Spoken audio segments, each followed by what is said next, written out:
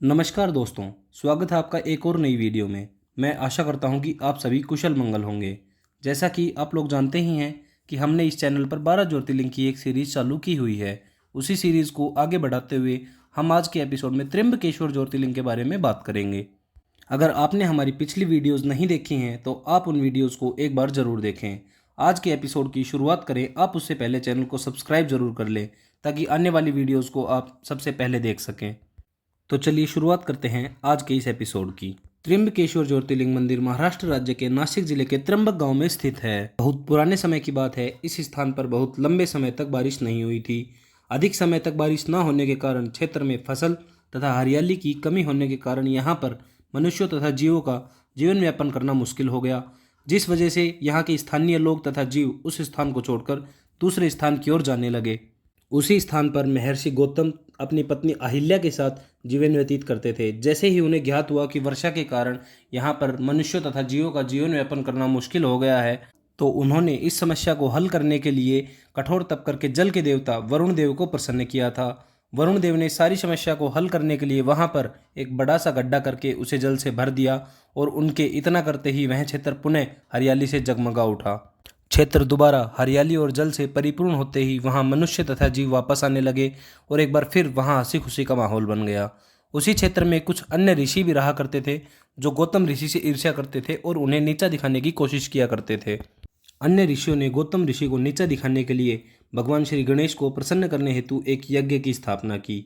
जैसे ही कुछ समय बाद भगवान गणेश उन ऋषियों के समक्ष प्रकट हुए, उन्होंने गौतम ऋषि को अपमानित करने के लिए गणेश जी से सहायता के लिए अनुरोध किया। उनकी बात सुनकर गणेश जी ने उन सभी ऋषियों से कहा कि एक भले मुनि के साथ आप कहें दूर हो यार, आप मुनियों को शोभा नहीं देता है। लेकिन सभी मुनियों के हट करने पर गणेश जी ने उनकी बात मान ली और चेतावनी देकर कहा कि यह सब उचित नहीं है, इसका परिणाम ठीक नहीं होगा। इसके कुछ ही दिनों बाद गणेश जी ने एक साधारण गाय का रूप धारण किया और महर्षि गौतम के खेत में पहुंचे। महर्षि गौतम ने उस गाय को पास बुलाया और चारा खाने का आग्रह किया। जैसे ही गाय ने चारे को स्पर्श किया, वह गाय मृत्यु को प्राप्त हो गई। अन्य ब्राह्मण तथा मुनि पास में ही छुपे हुए थे।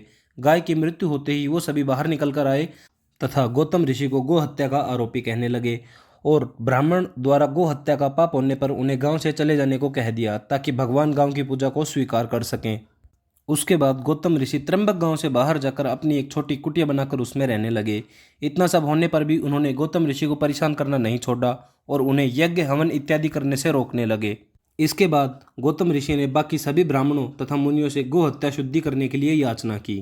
इस पर सभी ब्राह्मणों ने कहा कि यदि तुम अपना पाप प्रकट करते हुए पृथ्वी की परिक्रमा, एक माह का व्रत, ब्रह्मगिरि पर्वत की परिक्रमा और स्वयं गंगा जी को यहाँ लाकर उनके जल में स्नान करो तथा पार्थिव लिंग का निर्माण करके महादेव की आराधना करो, तो तुम्हारा गो हत्या का पाप का शुद्धिकरण हो सकता है। गौतम ऋषि ने वह सब किया जो उन ब्राह्मणों ने उसे करने के लिए कहा था। ऋषि के तप और आराधना से भगवान शिव बहुत प्रसन्न हुए और उन्हें दिव्य स्वरूप के दर्शन दिए और प्रसन्नतापूर्वक वर मांगने को कहा। तब महर्षि गौतम ने निष्पाप होने का वरदान मांगा। तब महादेव ने गौतम से कहा कि तुमने कभी कोई पाप नहीं किया है, इन अन्य मुनियों ने दुष्टतापूर्वक तुम्हारे साथ छल किया है। तब गौतम ने विनम्रतापूर्वक कहा कि यदि ये छल नहीं करते तो महादेव, मैं आपके दर्शन कभी नहीं कर पाता। यदि आप प्रसन्न हैं तो गंगा माँ को धरती पर पुनः ले आइए। तब शिवजी ने गंगा को धरती पर पुनः अवतरित होने के लिए कहा। तब गंगा माँ ने कहा कि मैं धरती पर दोबारा तभी वास करूंगी जब महादेव इसी स्थान पर ज्योतिर्लिंग के रूप में निवास करेंगे। इस प्रकार वहाँ माँ गंगा गोदावरी के रूप में धरती पर विख्यात हुई और भगवान शिव त्र्यंबकेश्वर ज्योतिर्लिंग के रूप में प्रसिद्ध हुए। जैसा कि आपने वीडियो में देखा कि यह ज्योतिर्लिंग 12 ज्योतिर्लिंगों में से एक है, लेकिन इसकी एक खास बात है जो इसे बाकी सभी से अलग बनाती है। इस मंदिर में 3 शिवलिंग हैं जो कि त्रिदेव को दर्शाते हैं। त्रिदेव यानी कि ब्रह्मा, विष्णु और स्वयं महादेव से है। यह ज्योतिर्लिंग अंदर की तरफ धंसा हुआ है, न कि बाहर की तरफ उभरा हुआ। पूजा के वक्त इसे सजाया जाता है ताकि भक्त इसके दर्शन कर सकें। इस मंदिर का निर्माण मराठा साम्राज्य के राजा पेशवा बालाजी बाजीराव, जिन्हें नाना साहब के नाम से भी जाना जाता है, ने 18वीं सदी में काला पत्थर के द्वारा करवाया था। वीडियो को अंत तक देखने के लिए आप सभी का बहुत बहुत धन्यवाद। आप कमेंट करके अपनी राय जरूर बताएं। हमारा अगला एपिसोड वैद्यनाथ ज्योतिर्लिंग के ऊपर होने वाला है। तब तक के लिए चैनल से जुड़े रहिए और बोलिए हर हर महादेव।